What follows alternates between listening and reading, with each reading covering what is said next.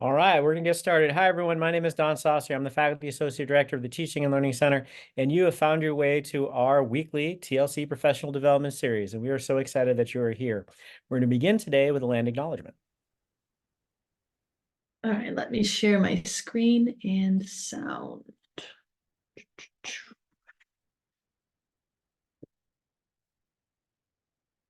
Don, can you see what I want you to see? Perfect. Here we go.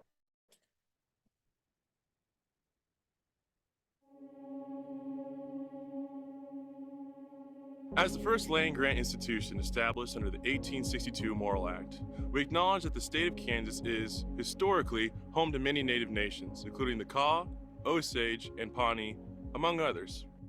Furthermore, Kansas is the current home to 4 federally recognized native nations: the Prairie Band Potawatomi, the Kickapoo Tribe of Kansas, the Iowa Tribe of Kansas and Nebraska, and the Sac and Fox Nation Missouri in Kansas and Nebraska.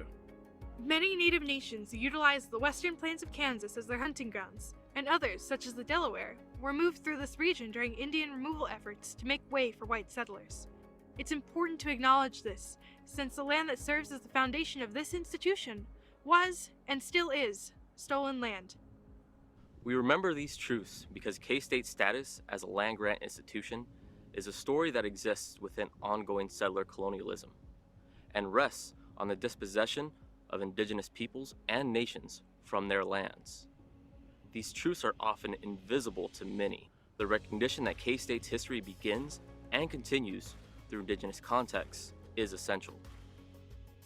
Please remember These truths, because we still remember.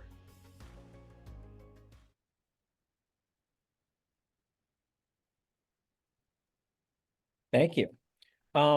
I want to let y'all know that if you are attending these events regularly, you can get a professional development certificate for doing so. My colleagues have just dropped that information into the chat. We have professional development certificates that we are available for both graduate teaching assistants as well as for staff or faculty. So definitely check that out. And if you want to become a TLC fellow, that information is available for you there too. That is reserved for faculty. And one of the perks of doing that is you get to present next year in our professional development series. So it's a really cool thing if you're interested in that. I will also start to put on your radar that later on this semester, during finals week on that Monday afternoon, we're going to have what we call a SOTL showcase. This is not the formal call. This is kind of putting this out there on your radar. And that's an opportunity for you to share all the wonderful things that you're doing, the scholarship that's related to teaching and learning, innovative ideas and practices that you're using in your class. And we'll have the opportunity for both oral presentations and poster presentations at that event. I think this will be our 3rd annual SOTL showcase. We're very excited about it. We'll have more information coming in the next couple of weeks. And the reason we're putting that on the next couple of weeks is we're almost to spring break. This is kind of blowing my mind a little bit as I was kind of looking at the calendar. One of the things that I'll do now is I'll announce the next couple of weeks of events. Next week, we'll have Melissa Glasser talking about supporting student workers. A lot of us oversee GTAs or other student employees, and having someone give us a little guidance on that is something I'm absolutely looking forward to us doing. The week after that, Colby Morberg is going to talk to us about open education resources. And I think that's during Open Education Resources Week, which is a really cool thing to make sure that we're keeping those costs for education as low as they can be for our students, while also providing them valuable resources to support their education when those are available. So Colby's going to be here, and then the week after that is spring break. So it's kind of amazing that after this week we only have 2 full weeks before spring break, which marks about the midpoint of our semester. I'm not ready for that. I think it's been a fast and slow semester at the same time, and I'm not ready for spring break. So as we're getting into today's conversation, today is what we call a teaching chat. And what that means is that we can talk about whatever y'all want to. I get a couple of topics in my back pocket that I would love to hear people's feedback on. And I am going to start out with asking y'all for wins here in a second. This is something I do often in my lab. This is something my students are ready, able for me to do. I think it's a real nice pick-me-up to kind of share with your colleagues and your students and all the people that you work with, something good that has gone for you, both in either in your teaching or your research, your professional life, personal life, whatever. And I'll give you the opportunity to drop that here in the chat in just a minute. But I also want you kind of thinking about any questions or concerns that you might want to crowdsource with this group. So now, if you have a win that you'd love to share, and you can just drop in the chat, or you can even unmute and say it out loud. I'm happy to do that too. But if you drop in the chat, I'll read it out to the group. That would be awesome, because I love sharing these little successes. I think it's really uplifting.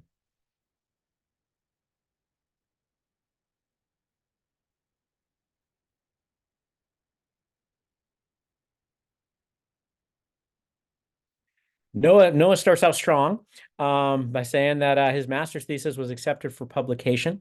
I'll also point out, for those of you who are part of the publication process, it was actually accepted at the first outlet that he submitted it to. Now, it took a round or two of revisions, but that is awesome. It was a good match to the journal, and they're going to publish it. That's fantastic. And he said that they made a bomb-ass lemon meringue pie this morning. That is fantastic. When I was a kid, my grandmother thought that lemon meringue pie was my favorite pie, so she'd make it for me all the time. I really liked the lemon. I didn't like the meringue, and that's actually, I guess, what takes all the work. So I always felt bad, and I never told her. So I hope she doesn't see this video and realize I really don't like meringue and the lemon meringue pie. Ashley said, enjoying half semester class, which is almost over, which is sort of amazing there too. So congratulations with that. Anyone else have some wins? Let's see. So Melissa said, not teaching a class this semester, but I supervise students full time, and they work so hard and have amazing attitudes. And I'm sure that really helps, that you're probably reflecting really positively on them and keeping them kind of fulfilled in those jobs. That is awesome. I will say that I gave a talk at the UMKC School of Dentistry this past Friday. They said, we want you to come in and talk about supporting student success, giving effective feedback, those kinds of things. And they told me, and we're going to have some grumpy old guys who are just going to stare daggers at you the whole time. I was like, well, that's amazing. So it was a 2-hour talk, which I think is the longest talk I've given. I got tired about an hour and 40 minutes in, like real tired, but it ended well. And I did have those people staring daggers, but I had many more people who were saying nice things. So that was awesome too. Someone else said in the chat they're enjoying writing their PhD thesis and planning to graduate this coming May. That is awesome that you're enjoying writing your PhD thesis. It's one thing to write it, and that's a win in of itself, but enjoying it, that's even better. I'm really excited to hear that. Any other wins that anyone would like to share? All right. So any questions, concerns, crises, comments? Kathleen said the win is finally making it to one of these, and we're so excited that you're here. Kathleen and I worked together on the AQ course a number of years ago, and lots of respect for you as a teacher, so I'm glad that you made it. And Kathleen said normally has class at this time. Yeah, I understand. Oh, one of the things I was supposed to mention and I forgot, these are recorded for asynchronous viewing later. So if you can't make the noon time in real time, you can always go to our website. These are posted a couple hours after the event. So definitely check it out, point your colleagues there. And you can earn those professional development certificates by doing asynchronous viewing of these if you can't be here in real time. So definitely check that out. All right. So any questions, concerns, crises, things like that, you can drop them in the chat. If you don't want to say it out loud and be associated with it, you can send me a private chat, and I'll be happy to kind of read that out. But I know at this point, you know, we've had a few weeks this semester. We've had time for issues to emerge. So I want to give people the opportunity to raise them if they would like.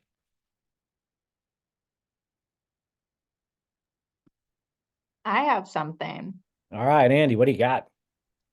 I'm looking for different just ideas and inspiration about time management, especially with related to teaching and more specifically grading, because grading right now feels like it's always the thing that's like, it doesn't have a fixed deadline. I always have like in my head, like I want to give feedback in a timely manner. But if it's like, oh, well, like, okay, I'll give them feedback. It'll be by tomorrow. Okay. Ooh, and then like one more day. And it's really easy for it to just keep getting like pushed back. I just feel like I need some inspiration. So what is everyone's like wonderful ideas of how to manage their time better? So Melissa does ask, are we talking about your or your students' time management? Oh yeah, mine. Okay, Students. absolutely. And I'll hear that may from be you the next week, easier thing Melissa. to deal with. And I do think this is slightly ironic. Didn't you do a session on grading this past semester, or not ungrading or something like that? So slight bit of irony kind of going on here, but I get it. I mean, part of the problem is that I give extensive feedback to my students and don't give them grades. And so it takes longer for me to like give them that feedback, and it makes me push things back. So, you know, there are downsides to the approach. Right. I'll jump in with one kind of thing that you've heard me say before, as I'm a huge fan of giving maximums on assignments. One of the best ways to kind of keep the grading time down is to keep the amount of stuff that you're grading down. I'm a big fan of high frequency, low stakes assignments, so I get a lot of things in, but they're typically really short. So there's not a lot of opportunity for me to even really provide that feedback. It's more like this is a great idea, or or something like that. I really like this transition you're making, or something. But if you keep them short, a couple hundred words maybe, rather than a couple pages or even longer than that, that's one of the things that I do. And then I chip away, over the course of my week. I find that once I kind of get a little momentum, it's easier for me to kind of continue with that. So I try to set a little schedule for myself. I am not the fastest at returning things, but I'd rather return it when it's ready than return it quickly. That's something I try to do. And regarding the time management stuff, anything you can streamline so that you're having less to actually manage, be something that I would kind of talk about. You've heard me talk about sustainable, excellent teaching before. I think we should do things that are nice to ourselves when we're kind of constructing. And I need to shut up and let other people talk. So what other ideas do we have in this kind of space, helping with time management and streamlining that grading process? So Andy, I struggle with this so much too, and I don't have the answers, but one thing I've heard people talk about in terms of time management is a shift towards thinking about energy management and making sure that when you're grading, you are setting aside time that your energy is at its highest so you can be more efficient. And another thing that I have not personally tried, but I think I might want to try, especially when providing feedback based on more subjective types of things, is having the students ask me maybe 2 questions. I want feedback about this, and I want feedback about this. And I teach writing classes, so or maybe I give them 6 options and I say, here are 6 things I'm looking for. Which 2 do you want feedback on, to help narrow it down? Because I think the students will be more likely to read the feedback, because I also know that we spend so much time giving feedback and sometimes they either don't read it or they skim it and forget about it. But if they ask you, I would like to know feedback about this and about this. How well did I do on this aspect of the assignment and this aspect? And then maybe your third piece of feedback is, and one other thing that I noticed that you didn't ask about, because student self-awareness may not always be great. It's kind of a checklist. Like, I answered your top 2 concerns. Students are happy with that feedback. It's what they're most curious about. And then you have to force yourself to pick one thing, the one thing that you think they need feedback about that they didn't already ask about. I don't know. Haven't tried it yet. It's an idea. Just thought I'd throw that out there. Those are great. And I love the piece about energy management. I think that that's really helpful, because one of the things for me is that, like, I don't actually like write a lot of feedback. I just make, like, one of the things that, because my students are writing in a second language, I feel like it's really important to validate like what they're talking about. And like the essay that my students just wrote was a descriptive essay about something that's important to them. And so all of my students are like, they're bearing part of their soul to me. And I don't want to be like, you conjugated this verb wrong, right? Like, I want to be like, wow, like that, I can tell that this is really special. And then like, okay, here are some things that you could express this better, but really like focusing on that, like what they're communicating. I want to do that first. And I find that that takes a fair amount of energy for me to like really, especially on some of the essays that are maybe a little harder to identify what they're saying, or, I find that that takes a lot of energy for me. So the idea of thinking about like when I have the highest energy for that is really helpful. Have you ever used the audio comment feature on Canvas to give feedback? Yes, I just started doing Because that actually. that I found helpful, or because I'm all extra, I've also done where I've just used a simple audio recording app on my phone, and then you can upload the file as a comment. When it's things that are just more personal, you want them to hear your tone of voice, or the kinds of things that you're saying might take them more. I find that I edit myself a whole lot less when I am just talking to a student than when I'm writing it. And so it might save you some time to use audio for that type of feedback that isn't really about necessarily their language skills, but just is about the content. And you want to provide that validation, or thank you so much for sharing this with me. It's really amazing to hear about, and you can say a whole lot of things in 30 seconds. And that's not feedback students would necessarily need to read again. So audio, they're going to listen to it once and pretty much consume it, and then the written feedback maybe is the hey, this verb needs to be conjugated this way kind of thing. I have done audio feedback before on more sensitive things. It's been really helpful for me. Especially because I just edit what I say a whole lot less. I think about it first and then I record it, but then I'm just kind of like I'm done. And I get it out there.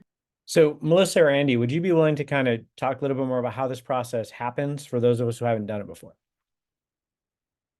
Go ahead, Andy. It's been a while since I've done it since you nodded. If you want to take the reins, I'll add to it what I can. So Canvas, if you go into SpeedGrader, you have the option to like, it says assignment comments and then add a comment. And then below that, there's a couple little icons. Unfortunately, I have SpeedGrader already open on my computer. So there's one to attach files, and then there's the one next to it is like a media comment. And if you click media comment, you can do either record media or upload media.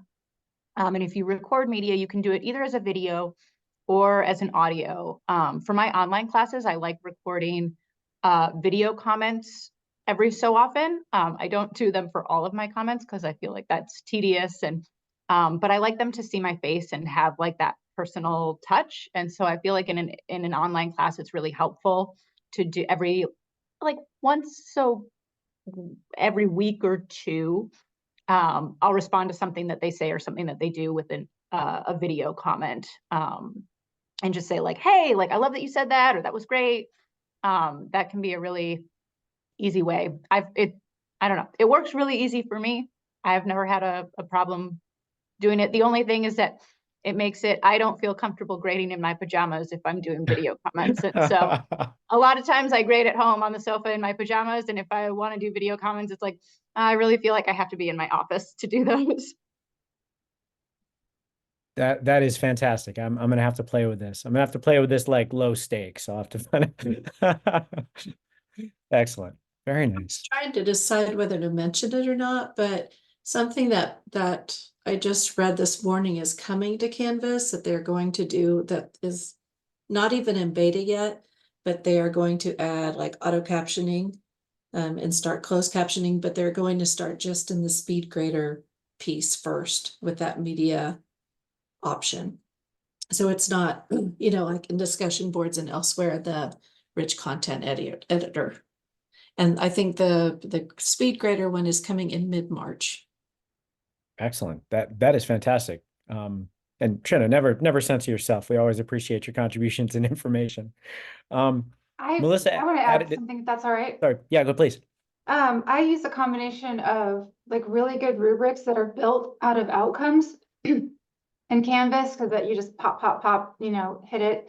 I also I call it a feedback bank. Now, granted, I teach nutrition, and so the types of assignments I'm doing are different from the types of assignments others are doing, but I find that I tend to run into the same set of problems, or I have the same set of feedback that I need to give.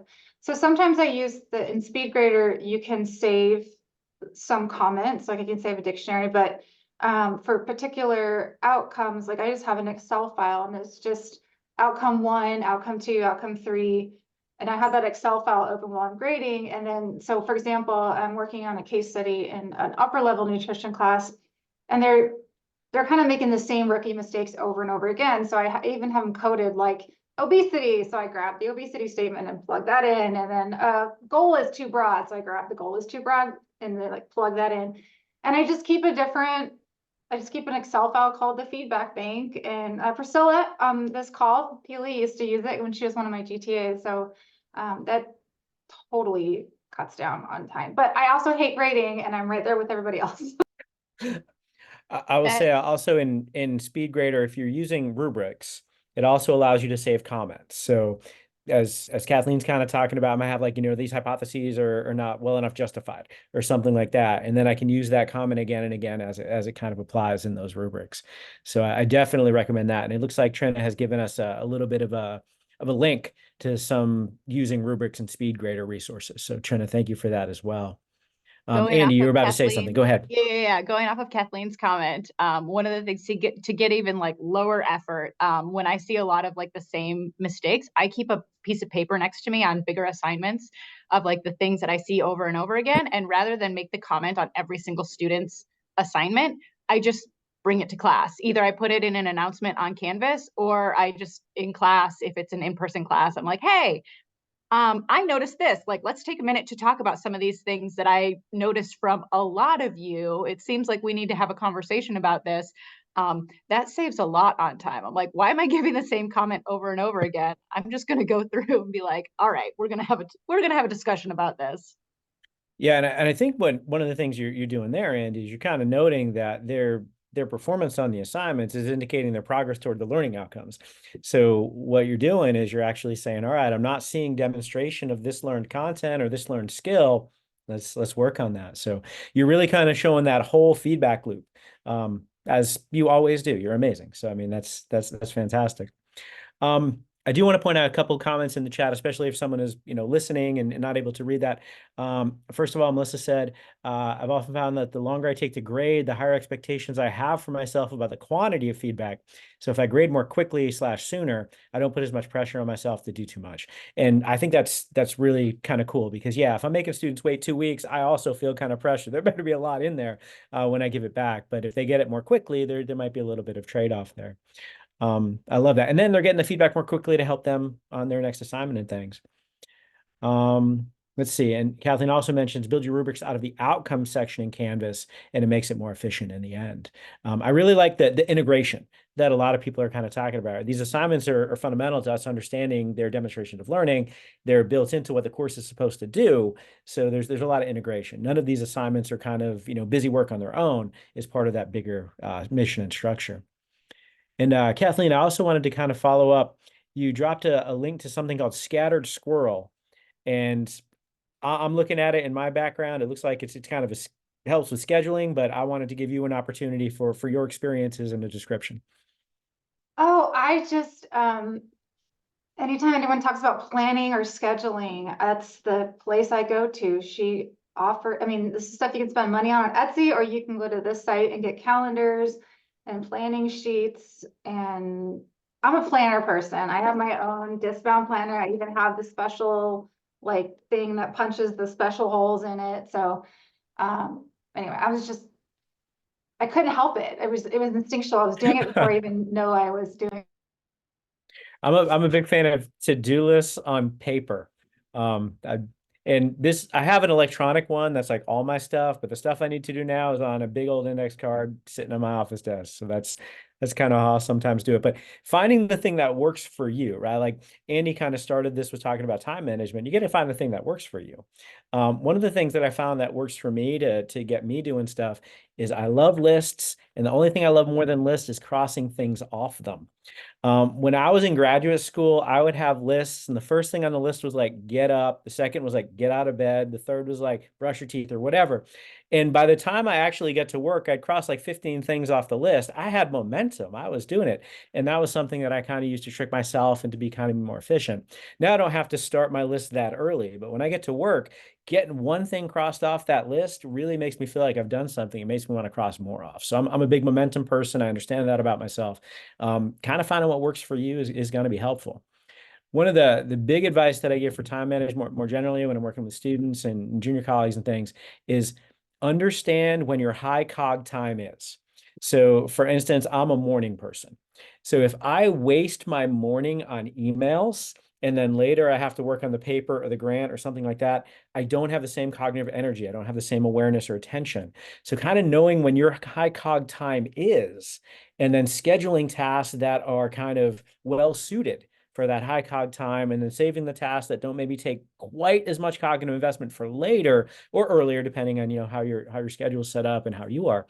But that has really been a game changer for me, because I was finding, if I set my writing time for 4 o'clock on Friday afternoon, I'm not writing anything of value at that point. I'm burned out from the week. That's not going to work for me. But if I set my writing time for 8 o'clock on Friday morning, which unfortunately is when my grad lab meets, not that it's unfortunate our grad lab meeting, but that's really my high cog time. That is when I'm so much better. And there's no one in my department at 8 o'clock in the morning. So it's really time where people aren't going to come kind of bug me. So those are things that I try to do for myself. And yeah, Melissa's kind of talking about the badness of emails. We actually, I'm going to ask one of my TLC colleagues to drop into the chat a video we made about not so fast on those emails, because I think sometimes we put too much priority on emails.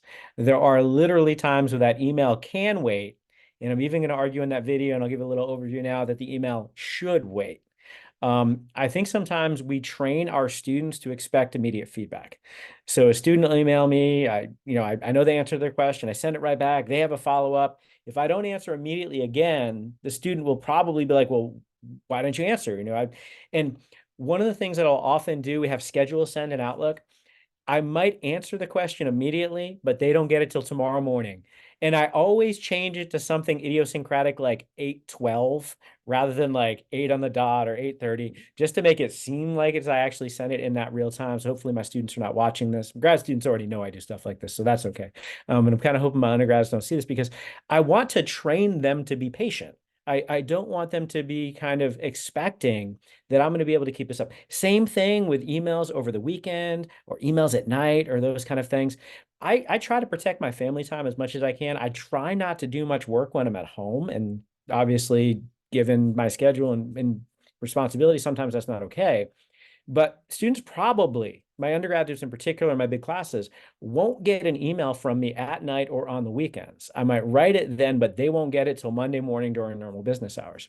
So these are things that I kind of do for myself, because there's no reason, I think, to be immediate in our responses to a lot of the emails that we send. Andy said, anyone in regular email might notice they often get 8:03 emails from me. We all have our favorite times. That's fine. 8:03. If you get emails from me at 8:03, you know that I schedule sent it.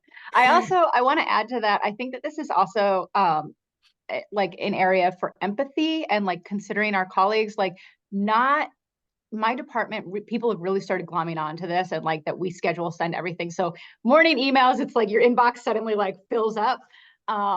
But it's so nice to not be regularly getting emails outside of business hours, and to say like, okay, like after 6 p.m., like I can easily not look at my email and assume that there's not going to be issues. I think that it's just very kind to set that expectation. I'm very, very conscientious about this with grad students, because my grad program was not that way. And I would get emails from professors on the weekend asking me to do things by Monday. And I just didn't feel that that was appropriate. And it set really poor work-life balance expectations. And so particularly when I'm in a position where I have some amount of authority in the situation, I really want to make sure that I'm not sending emails outside of business hours. And if there's a reason that I really do want to get the information out ASAP, I always make sure to acknowledge, like, I apologize for sending an email outside of business hours. Like, you're not expected to respond now, but I want you to have this information. Andy, I love that you're being empathetic, and I love that you're modeling that to your students. That is absolutely fantastic. Couple things in the chat that are making me smile, so I'm going to share them. Andy said their desk is covered with old to-do lists. I don't know if you can see that, but they're all over there. Y'all are my people. This is amazing. Trina says it provides more satisfaction to physically cross something off a list, off a page, than clicking a button digitally. Yeah, and deleting off a list online, that's like in a Word doc, there's no satisfaction all there. And then, oh, there's another one. Where is it? All right, Melissa asks, and I feel targeted by this one. Okay, be honest. How many of you who keep lists will complete a task not on your list, then add it to your list just so you can cross it off? I do that all the time. That is amazing, and I get so much satisfaction from doing that. So that is awesome. And I think one of the things that I'm at least feeling, maybe y'all are too, right, is we want to do stuff, right? We're not hiding from our work. We actually find a lot of value in getting these things done. It's just kind of doing it in the appropriate time and space. And I'm really excited to hear all of these ideas. Any further ideas on dealing with the time management, keeping that grading streamlined, any of that? Well, I was going to say about lists, there's also so I come from a children's lit background. There's a great Frog and Toad book, a little short story called The List. So check it out sometime. I don't remember which one it's from, but I was also going to say, in terms of like the evening and weekend emails, check to make sure that you probably all doing this already, but if you have deadlines that are Sunday evenings, not expecting to answer emails to and from students over the weekend, I don't think is fair or realistic. unless you have an automatic grace period, which I do because it helps me. It's due Sunday night, but if you submit it by Monday at noon, no late penalty kind of thing. Or if you have something due at the end of the day on Friday, like don't have your deadlines be when you aren't going to be available for, the 10 or 12 hours before that deadline, because otherwise it's not super considerate of students. So having those deadlines at times that you want to be there and can answer, I think is really important too. So Melissa, this is a very important point. I'm glad you're making. I do have a follow-up question because a colleague had asked me kind of that.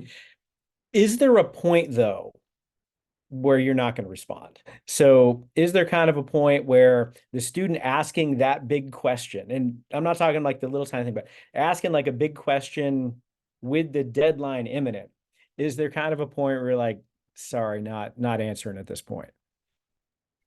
I don't know. I can only answer this for me. Yeah. It totally depends. If it's a small assignment that I just gave them 2 days to do, then a last minute little question seems reasonable. If it's something they've been working on for weeks and it's a huge question and they wait till an hour before it's due, probably they should have asked by then. So I think it kind of just depends on the situation. Sure. I think online is going to be different than in person as well, because they have those opportunities of regular interaction if it's not a synchronous class, or if it is a synchronous class.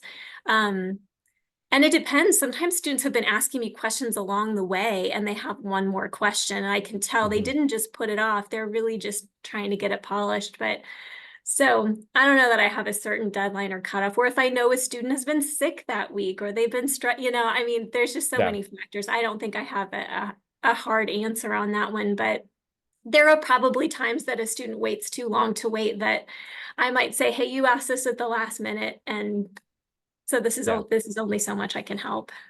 One of the things you mentioned in there, something they've been working on for several weeks. The situation my colleague brought to me, the student should have been working on it for several weeks and wasn't. And the question was kind of about like the topic of the paper that they should have been working on in the last several weeks. And my colleague was like, am I a bad person? There's really nothing I could have done, in that situation. And then they followed up with the student, the next day, and kind of, figured it out from there. Kathleen mentions that they give their students lots of warning about assignments being due. Also, warnings might not be able to help if they wait until the last minute. I think making our expectations and our boundaries really clear to our students is going to be helpful. But Melissa, I'm glad you raised that point because it's not one I'd kind of thought about. Of if you're not going to be available right before your deadline, maybe making that deadline closer to when you would be available is helpful. I'll also point out, and I'm sorry.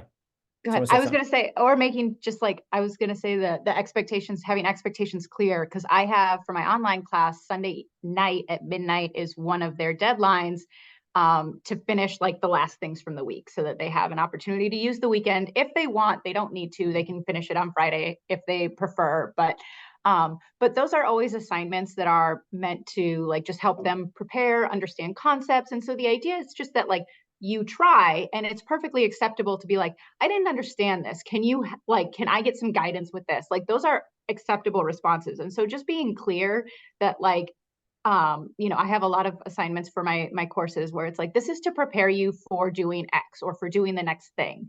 And so if you didn't understand something, like that's an okay response. You don't need to like try to be stressing over like, oh, I didn't get this. I don't have this. Like, answer what you can and indicate to me what you don't understand. And so I think that having that as part of it, understanding like what the deadlines are and what the expectations are and making sure that that's clear to students. I'd heard this conversation recently. I don't remember exactly what group or what individual said it. I'm going to attribute it to Trina because Trina says awesome things and it sounds like something Trina would say. It's kind of talking about having our deadlines be more empathetic so that if we have a deadline set at midnight on Sunday, and I'm guilty of this too, our students may stay up until midnight on Sunday. Whereas if you set it like 5 o'clock on Thursday, it's something where even if they procrastinate, it's still during kind of normal business waking sorts of hours. There's pros and cons to all the deadlines we may set, job responsibilities, family responsibilities, work responsibilities, all of that. But just, I think, thinking these things through, providing recommendations, letting your students know you're there for success is going to be helpful. But, I think every decision we make has pros and cons, but thinking those through before we make them is something I would recommend. And then letting your students know why you made them and let them know why ahead of time proactively is something I would also recommend. All right, so I don't think we've solved the time management grading issue, but I think there's been some good conversation there, and I know I've learned some things. Are there any other questions or issues that y'all have? And this isn't something where I'm just gonna like close this meeting. I got more stuff to talk about if y'all don't. But what other kind of questions or issues or concerns we'd like to raise? Anybody suffering from the data outage? Any still? Oh, that is excellent. So I don't know if any of you had the opportunity to attend President Linton's Q&A forum yesterday at the Alumni Center. Number one, if you are involved in tech, you are a superhero. You're doing wonderful things to deal with this cyber event. Thank you all so much. I was really appreciative of Thomas Bunton and Chad Courier and they're kind of answering the questions yesterday. I know people like Scott Finkeldyer on the ground level doing a lot of stuff. Y'all are superheroes, and thank you so much. They announced that MediaSite is almost all the way back. So if any of you have had kind of content out there that should be available again, it sounds like it's coming with some more bells and whistles that are going to be helpful in the next little bit. Some of those haven't activated yet, but in the next little bit, I think we're going to get more captioning opportunities and those kinds of things.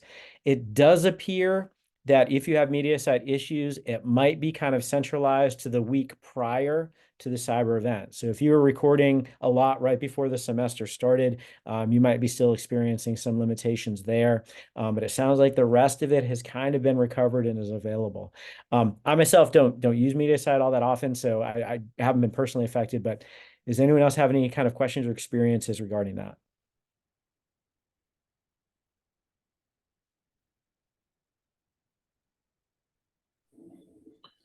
Don, can I bring up another question? Absolutely. Thank you for being here, Tim. I'm Tim Bolton from physics. I'm often listening and not very often talking, although I appreciate these presentations. So we have heard from the provost about an enhanced TLC. Can you share the status of the discussions on that? And which way things are going and what's the time scale and so on? Sure. I can share with you what I know, which is not that much. It sounds like what is happening is that the TLC will be housed as part of an innovation kind of branch of the provost's office, where innovation starts, where it ends, the boundary conditions on those kind of things. I'm not 100% certain. Where the TLC will be next year, what I've kind of told will kind of be the way that it is now. But that's because what we're doing is working in its current component. The reorganization of Global Campus, for instance, is a much bigger, kind of more immediate, kind of pressing need. But they're not sure where things are going. They're not quite sure how the staffing is going to look. They're not quite sure what TLC director looks like as far as that goes. But they are looking to provide maybe a little bit more structure, information, maybe even, and I say this word in a good way, standardization of some of the resources that we provide and the way that we make things accessible to students. This goes alongside, there's a disability accommodations work group that I'm part of that is kind of trying to be more proactive in how it is that we make learning and resources available to students rather than reactive. So some more universal course design concepts and those kinds of things. Also standardizing kind of where the funding is. So for instance, if you need funds to caption stuff for your course, who do you ask? Because right now it kind of happens differently for different units and different colleges. So we're trying to kind of standardize what those processes look like and try to make people more aware of the resources that are available. So short answer, the too long did not read. There are things happening, but I'm not 100% sure what they look like. It does appear that by about mid-May, we're going to know more. That appears to be kind of the timeline for some of the initial thoughts. And then a lot of the details will be incorporated over the next year. We have a new provost coming in who will be starting on June 1. Jesse Mendez is coming, and Provost Mendez will be part of this. Obviously, this is his office. He's not here yet. So a lot of this is happening with some consultation with him from outside, but some of it needs to wait until he's actually here in that position. So Tim, I don't know if that's satisfying, but that's what I got for you. Oh, thanks for the update. Knowing a little is always useful. Sure. Thank you. Other questions or concerns or issues people would like to raise?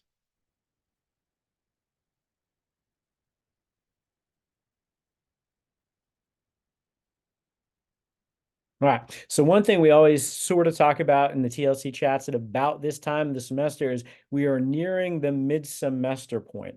One of the things that I highly recommend, yeah, how is it only 13 more days of class until spring break is blowing my mind. And it's like 12 and a half, right? It's not even 13. It's like 12 and a half.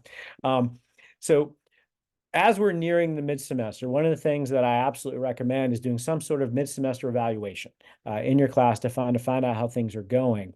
And I wanted to kind of open the floor for people to share any questions they have about doing a mid-semester evaluation, or even more so, things that they do for a mid-semester evaluation. I have some answers and thoughts, but I want to let other people go first because I talk too much. So what do y'all think?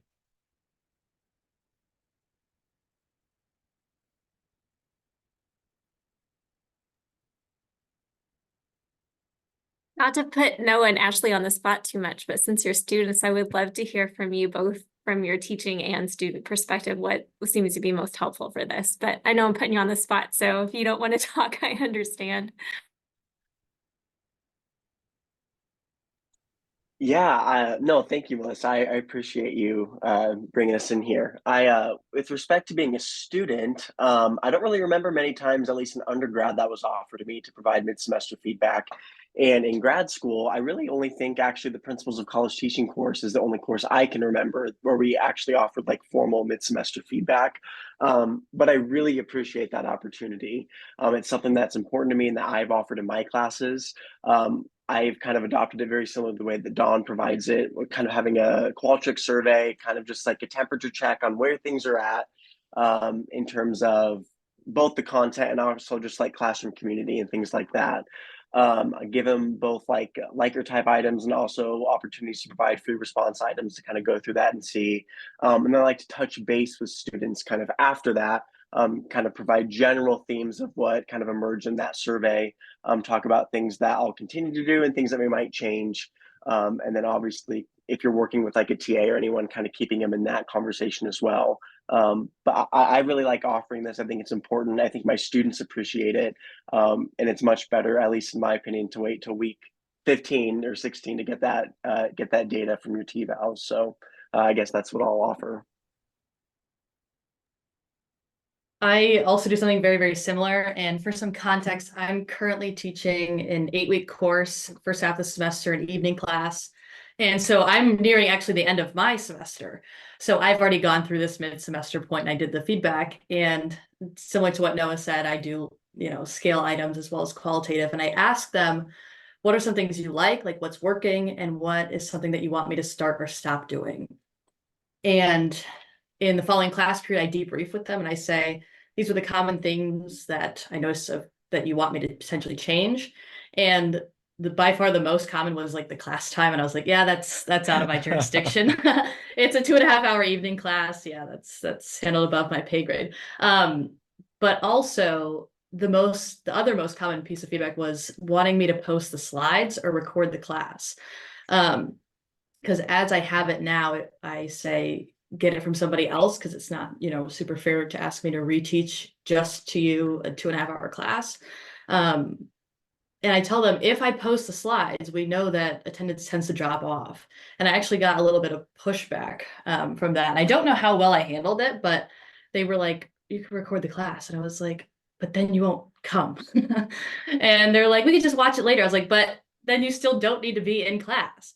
And I explained all the reasons why, but it's something I'm going to follow up about in my end of semester survey too, to see if hopefully I can sample them a little bit more about if they would actually still come to class and things like that, or alternative options. So one thing that Ashley mentioned, I just want to make sure we don't mention, is that one of the easiest ways to do mid-semester feedback, and I know that I learned this from the AQ training course that I had made reference to earlier, is just 3 questions. It's stop, start, continue. So what would you like me to start doing? What would you like me to stop doing? What would you like me to continue doing? And when you get that information back, it's information. It's not a vote, right? So it's not if they say, hey, we want you to give out the slides, we want you to just record this, let's make this class all asynchronous. It doesn't mean you're going to do that. But it means that there's a concern that's being raised by students, and you have the opportunity then to contextualize and provide information for why you've made the decision. So as Ashley kind of talked about, she didn't just say, okay, here are the notes. She said, this is why I've made the decisions in the classes that I have. And ultimately is to support your learning. So that's a really easy way to do it. Another really easy way to do it, and I learned this from Tucker Jones, who was in the Noah Ashley position a couple of years ago. Tucker is amazing. He actually just got, I think, moved through mid-tenure at Washburn University as a professor. So yay, Tucker. But he has 3 questions, and I now adapted these for use in my classes. The first is, what do you like about this class? The second is, what do you not like about this class that I can't change? So kind of fitting into that jurisdiction about class time or something that Ashley talked about. You know, for instance, I teach in Bluemont Hall, the temperature of the class, like literally like how hot or cold the classroom is something that'll show up there. But then the other is, what is something you don't like about the class that I can change? And I really like that because sometimes a student just wants to vent about something, but they know it's not up to you. And they have the opportunity to do that. And you can then commiserate with the student, right? You can say, yeah, I don't like that either. You know, that class time was assigned to me too. I understand 2.5 hours is really long in Ashley's cases. So I know that sometimes when I get like a negative feedback statement without that kind of context, I don't know what their expectation is. But if they put it in that bin where I don't expect you to do anything, I know I don't really need to address that one too much, other than to say, I acknowledge that you wrote that. So I find that those really simple things are helpful. I typically don't do in my own, you know, the sorts of Likert type scales that happen in the TEVAL. So I typically don't have the 1 to 5 instructor effectiveness rating or those kind of things. I tend to focus much more on qualitative free response data to kind of get at the experience that they're having. And I'm trying to either have the opportunity to make my teaching practices more explicit and kind of justify them to my students, let them know what's going on, and or to provide the opportunity to let them know, hey, I hear you. It's a great way to kind of show that you care about your students by asking them to use their voices. Let's see. And Kathleen's talking about kind of the attendance issue in the chat, said, once thought I could surely inspire the attendance of 300 plus students through my lecture delivery alone. Then I went to attendance quizzes and never looked back. Attendance is now consistently at 75%. It is what it is. I think if you want students to do things, there has to be value and reinforcement in doing it. And one of the things I know that a lot of students that I've had in the principal's college teaching class or my TAs have said is, if all you do is read your textbook in class, then they're not going to come because they don't need you. So there needs to be some value in going to class. There need to be something above and beyond the resources they can do on their own. And as Ashley mentioned, if you can see Ashley, you know, teaching her lectures without being in class, then why come to class to see Ashley? So there's got to be some value or some reinforcer. One way to do it is to have different content than just the textbooks or just the other information available. Another, as Kathleen's kind of pointed out, is have some kind of point incentive, some participation. And it doesn't have to be necessarily every time. You know, the research on teaching and learning as applied to like conditioning, instrumental conditioning, basically says it's best if it's variable. So kind of having those once in a while sorts of attendance checks rather than every single time makes them actually more valuable. So it's more likely students will do that. I do, it's a pop quiz once a week, but ever since COVID, they can also ask for a makeup assignment up to 5 times. So, because I don't want students coming to class sick, and then they can just ask for they're out for the day, they can ask for a lecture video like up to 5 times. So I try to be cognizant of, you know, like trauma informed and all that stuff. Nice. But yeah, I mean, I tried so many different ways, and a lot of the content was never covered in the book, and it was tested over. And I had 30 students coming to class by the end of the semester, and he's like, you know what? I'm done. I'm just gonna make you come. I'm sorry.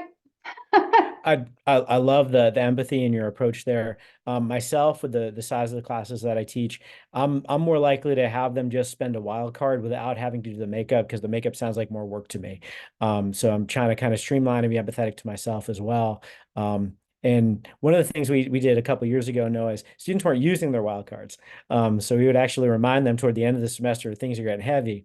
If you got some wild cards still out there, you could use them. You don't have to. You never have to use your wild card. But if you want to use your wild card, you just write wild card in the submission box, and you're good. You'll get credit for that week. So it was no extra work for us in kind of implementing that, and that's something that I think I found pretty helpful, and I think our students appreciated that. So we have just a couple moments left. Anyone have any more thoughts about mid-semester evaluation or about anything else?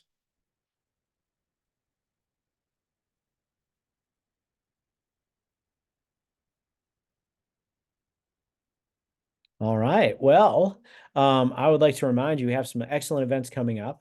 We have post-event surveys on all of our events, and if you do enough of those, you can get a professional development certificate. My colleagues will probably drop that link in the chat again as well. Next week, Melissa Glass is going to be talking about supporting student workers. We're very excited about that. This is a topic we have not had before, and it's one of those things, every time we have this new topic, like, why haven't we been doing this for years? So I'm so excited that you suggested that. I'm really excited to see that event next week. Open educational resources in 2 weeks. Colby Mulberger talking about that. That's a really important thing to keep those costs of higher education down for our students to reasonable levels while still providing them with excellent resources to support their learning.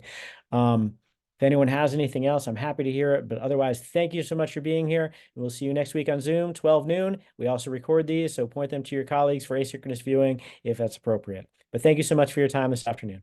Bye, y'all.